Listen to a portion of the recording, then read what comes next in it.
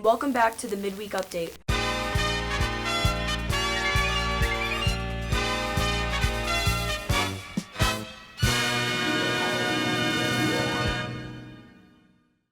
Hey Mepham, welcome to this week's Midweek Update. Today, let's take a look at the incoming science chairperson and at how the Mediterranean Grill down the street has opened up during the pandemic. This and more as we take a look at what's going on this week on Midweek Update. I'm Haley Hepworth. And I'm Brianna Boland. And welcome back to the Midweek Update, the B&B show that brings you closer to the people and places in and around the Mepham community. The Mepham Science Department will be getting a new chairperson next year as Ms. Bazuski. A science teacher here at Mepham will be taking the position. B&B's Chris Atesh got to speak to the current chairperson, Dr. Mannon, about his time at Mepham and got to know a little bit about Ms. Bazuski. Chair people provide leadership here at Mepham, and for over a decade, Dr. Mannion has proved that. I've been here since 2005, so that's, 16 years? Oh, it's wonderful. Mepham, the Bellmore-Merrick Central High School District, I could not have asked for a better place to work with professionals, great kids, for the most part, very supportive parents and community, and very supportive central office and building administration. But this is his last year at Mepham, and Mrs. Bazuski was chosen to take his place.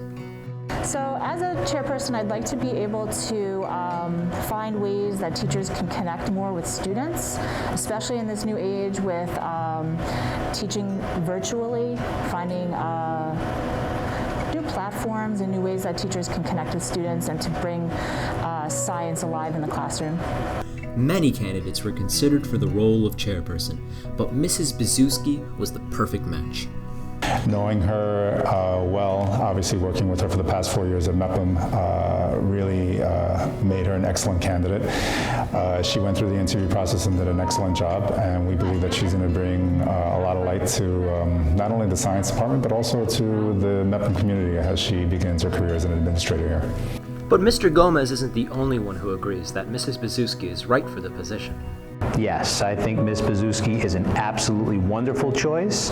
She has been here for many years. We have been colleagues and we've worked together. We've shared a classroom, and I know that she interacts well with all of the teachers and students that she's ever had the pleasure of working with. I know she works well collaboratively with the special ed department, and she will be a wonderful chairperson here at Mepham High School. Oh, she's going to be wonderful. She's going to be wonderful. She's a great, she knows science. She works well with people. She is a dedicated educator, and she will be a real plus for the Mepham community and in particular for the science department. So Dr. Mannion has provided lots of guidance over the years. I think one of the take-home points that I will always remember about Dr. Mannion is that to have humor and to approach the job with some fun. Although Dr. Mannion is leaving, he will never be forgotten here at Mepham. Thanks, Chris, and thank you to Dr. Mannion for your time here at Mepham. I'm pretty excited to see what Ms. Bazuski will do as a chairperson starting next year. Definitely, there's a lot to be excited about for next year when hopefully some of the restrictions can be lifted. But for this year, the pandemic has still been affecting many things both inside and out of the school. This includes small businesses in the community. The Mediterranean Grill on the corner of Camp Avenue and Newbridge Road tried to open up in early 2020, but COVID-19 put a stop to their plans. B&B's Emily Yucht got to see how the pandemic affected the opening of this restaurant and how things are going now. Opening a business is hard on its own, but for 1331 Mediterranean Grill, their work was made harder by the coronavirus pandemic. We bought the place in January, the last week in January. It was pretty much ready to go. It just needed a little minor facelift, but with the world shutting down in March, everything got postponed. It took 6 months to get permits. The health department was closed. We couldn't get approved with anything. Then they came. They approved us like 7 months later, so we were put on hold for a long time. While the owner had grand plans for his restaurant, If this one goes the way it should, the way that I planned, but COVID just took a stamp on it and said, nope, you're not going any further, the plan is to open up more. COVID has limited what they are able to do, as well as created a need for new policies. My staff and I, we had to change our whole lifestyle around. Same thing with wearing a mask behind the counter and stuff. It's just, everybody had to change. 1331, being so close to Mepham High School, is looking to form a relationship with the school and is even relying on them for business. Opening up down the block from Mepham, I thought would have been a genius idea because all they knew was pizza. But I didn't get as much feedback as I would have liked to get back from the school.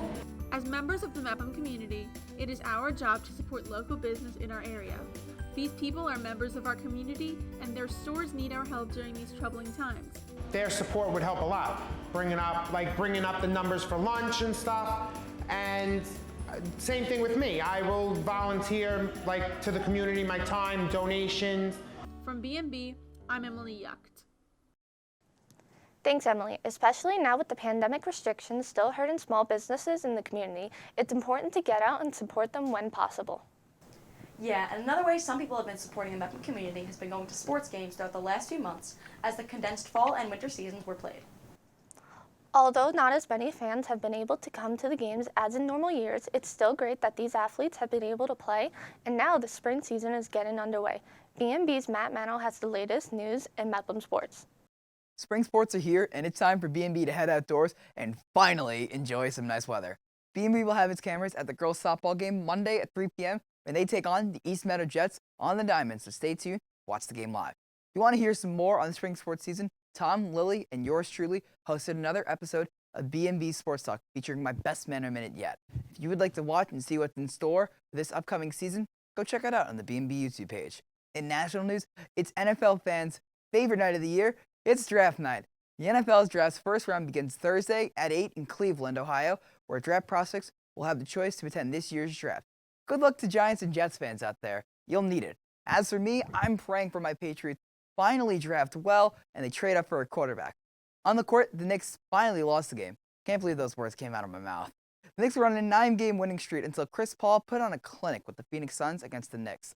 The Knicks will look to come back their next game facing the Bulls tonight at the Garden. That's it for me. For B&B, I'm Matt Manno with your Midweek in Sports. Back. See you guys in the studio. Thanks, Manno. Be sure to stay tuned to the B&B YouTube channel to catch some live coverage of spring sports games in the future. Something that was recently posted on our channel was the silent movie review. Right. I hosted it alongside B&B's Joseph Chavarria for those who don't know. This B&B special is the review of silent films created by B&B juniors. Sounds like fun. I definitely can't wait to do it next year. But for now, let's sit down with another B&B senior like we did last week to talk about what he's done for the program these past 4 years. Today, we're talking to Midweek Update Technical Director, Rob Caminiti. Welcome to the show, Rob. What are you doing right now? What's up, gang? I'm working on the TriCaster. I'm switching back and forth the cameras. For example, here's me, then here's you, here's me, here's Brianna, and here's me again. Yes, sir. So, Rob, what have these past 4 years been like in B&B for you? The first 2 years, I definitely wasn't as involved as I am in now. Thank God that I got to be really a part of it, like especially with Midweek Update, because I made great friends here now, especially my boy Bickham, who's not here right now because of quarantine. Love that kid. What are some of the biggest things you've accomplished during your time in the program? I think the biggest things that we've accomplished is definitely just making packages and watching them be so big on other major platforms, like the 314 project. Like, we put so much effort into it, and to have it be noticed like it did is really, it's like a proud moment. So yeah. What advice would you give to the younger students in B&B that are joining the program? Just be ready. It's also challenging, but also very fun. Like, I wouldn't change it for the world. The community is just great. There's so many friends you can make. And lastly, what will you miss the most about B&B after your senior year? I will miss everything about B&B. Just the enjoying time, not enjoying time, but the fun time I had. Especially first period, it's just like a nice, calm period to walk into. And especially the people here, they all made everything great. And Bickham especially, my go-to, my right-hand man. Thanks for coming on the show, Rob, and thanks for the work you've done on the Midweek Update this year. Well, that's it for this week's episode of Midweek Update. We'll be back next week with all new stories from around the BMCHSD to bring you inside the parts of the community we don't always get to see. Until then, I'm Haley Hepworth. And I'm Brianna Boland, and we'll see you all next Midweek.